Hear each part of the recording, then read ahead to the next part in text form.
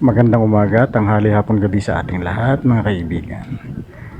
Ito nga ay lumabas na itong resulta nitong PISA or Program on International Student Assessment at lumalabas nga dyan sa mga 64 bansa na kung saan ay in-examine ang mga estudyanteng nagkakaedad ng 15 anyos ay kulelat po ang Pilipinas. Tayo ay second to the last at kasama natin dyan ang Albania, Uzbekistan at Morocco out of 64 countries. So ang nakikita ko dito ay ang gusto kong itanong dito ay doon ba sa 64? I think hindi naman 64 lang ang bansa sa buong mundo, so may mga bansa dyan na hindi kasali. So siguro pwede maging option yun, huwag na lang tayong sumali, Anyway, but for the sake of education, siguro meron tayong dapat talagang tutukan. Ako naman ay sa aking palagay meron din akong ikangay K na magsalita dahil ako ay 10 taon sa public school. Ako ay naging empleyado rin ng DepEd, opo, from 1994 to 2004. Yan. At nakita nga natin nung kami nga inadyan sa nagtuturo ako dyan sa Pedro E. Diaz High School, dyan po yan sa Muntinlupa. Kung kayo pamilyar sa Muntinlupa, dyan po yan sa yun pong malapit sa toll gate na papasok ng Alabang. Ayun po, Pedro E. Diaz High School po yun. Shout out po sa mga taga-Peds Pedro E. Diaz High School, sa mga estudyante. Nagturo po tayo dyan ng 10 years. Yan. Muli, i-shout out yan sa mga empleyado ng PEDS at ng DepEd Muntinlupa, mga teachers, personnel at saka mga estudyante. Mabuhay kayong lahat. At nung time ko ay meron po kami diyang tinatawag na special class para po dun sa non-readers. Ito po yung mga estudyante na talagang hindi nakakabasa, nakarating ng high school na hindi marunong bumasa. Kaya meron po kami diyang special room para sa non-readers. Yeah, na parang medyo gumanda ang katawagan ay tinawag ko yun nung time na yun na linguistically dehydrated para mas maganda pakinggan sa kaysa non-readers. So linguistically dehydrated, yun yung po tawag ko dyan nung araw. So makikita natin na isang epekto rin po dito yung tinatawag na mass promotion. Yun po talagang pikit mata ng pinapasa ng mga teacher kahit dyan sa elementary patungong high school ay pinapasa na kasi meron po kasi tayong yung pagtawag dito yung pag-aaral sa mga guro kasi pagka marami kang bagsak ang tingin doon ay ipagpapalagay na mahina, may problema doon sa guro at wala doon sa estudyante.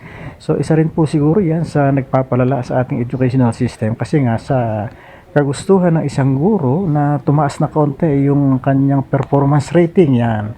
Para tumaas yung kanyang performance rating, ipinapasa na lang niya lahat kasi pag marami kang binagsak, makaka-apekto yun sa iyong performance rating. So siguro dapat magkaroon na ibang batayan yung mga performance rating na iyan. Kasi nga epekto, pikit mata ng ipinapasa ng mga guro kanilang mga estudyante kahit talaga namang napakahirap sa kalooban na ipasa. So yun po isang tinitingnan natin. Tapos yung isa pa rin nga, tama rin yung ating napanood na komento ng isang parent na napanood natin sa balita na talagang rin dyan yung kahirapan, nakaka-epekto rin kasi nga naman yung bata ay hirap, walang means pagdating sa bahay, walang mga sources, walang additional na pag-aaral, yung kanyang mga magulang ay mukhang wala ring masyadong background sa edukasyon, so kaya pagdating sa eskwelahan ay talagang gutom ang tiyan, hindi pumapasok yung tinuturo ng teacher. So napakarami pong factors niyan at ako'y naniniwala na hanggang sa ngayon meron pa rin mga non-readers. So sa tingin ko medyo huwag higpitan yung performance rating ng mga teacher dyan sa elementary kasi dyan po kailangan talaga ang pukpukan So kailangan siguro sa tingin ko kung nararapat ibagsak ay ibagsak natin para naman mahasa yung bata, mapilitan mag-aral kasi sa ngayon ay matatalas yung mga bata, alam nila na bawal magbagsak although walang announcement pero alam nila yan by tradition, sabi nila, papasa rin naman ako, hindi ako mag-aaral. So, I think isang factor din ho yan. So, dapat sa elementary at high school, aware ang mga bata na pwede silang bumagsak, aware din yung mga magulang na pag talagang hindi pwedeng ipasa, talagang babagsak. So, mahalaga hong matutukan din yun. Yun ang mga aspeto na siguro hindi kaagad nakikita ng ating mga leader, mga pinuno dyan sa Department of Education na dapat ding tutukan kanilang i-review iyang performance rating ng mga teachers.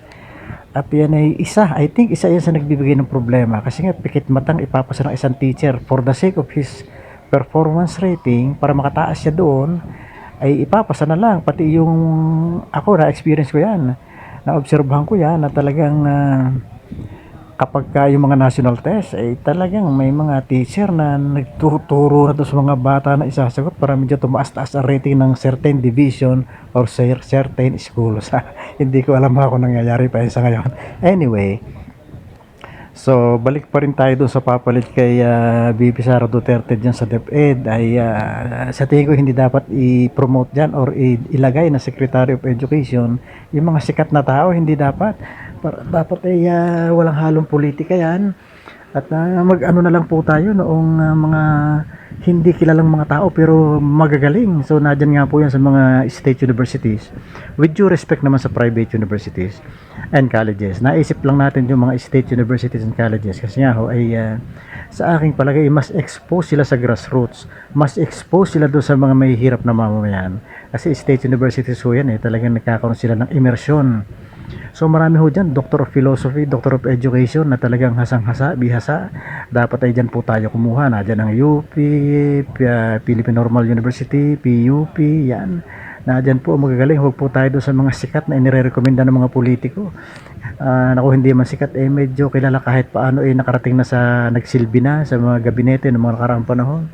Dapat po edukador, educator po talaga ang pinuno ng DepEd at dapat ay hindi nakikialam din yung presidente kapag meron ng kasi eksperto na ho yan wala nang brasuhan sa procurement, kaya natin sila yun po ang nangyayari kapag nakialam pa ang presidente lalo't merong personal interest ang pangulo ilang pa mga nakaupo pati yung Secretary of Education ay nakukurap kapag ganyan. So yun po ang ating hilin dyan, i-review ang DepEd, mga panuntunan dyan sa promotion, sa performance rating, yan. Siyempre mas kampante na akong ibalik na sa dati yung forma natin alisin na yung K-12 na yan po yung dagdag na gastos talaga sa mga magulang at sa mga mag-aaral. Ang dami natin, hindi naman tayo kailangan gumaya sa ibang bansa. Hindi ba mas nakaka-proud yun na hanggang grade 6 lang tayo tapos 4th year high school pero ang gagaling pa rin natin ng ating mga Pilipino tingnan niyo yung ating mga sikat na mga mambabatas na matitino nung araw wala naman nung K-12. So at saka ito po mga employer sa ngayon, aminin man natin o hindi, mas hinahire nila yung college level kaysa doon sa senior high school graduate. Mas hinahire nila yung may tunog na college. So I think dapat ibalik yung yung sa normal. Alisin na yung pamana ni Noynoy na iyan at pamana ni Louis Stroh ibalik na lang doon sa dati if it ain't broke why fix it, ika nga.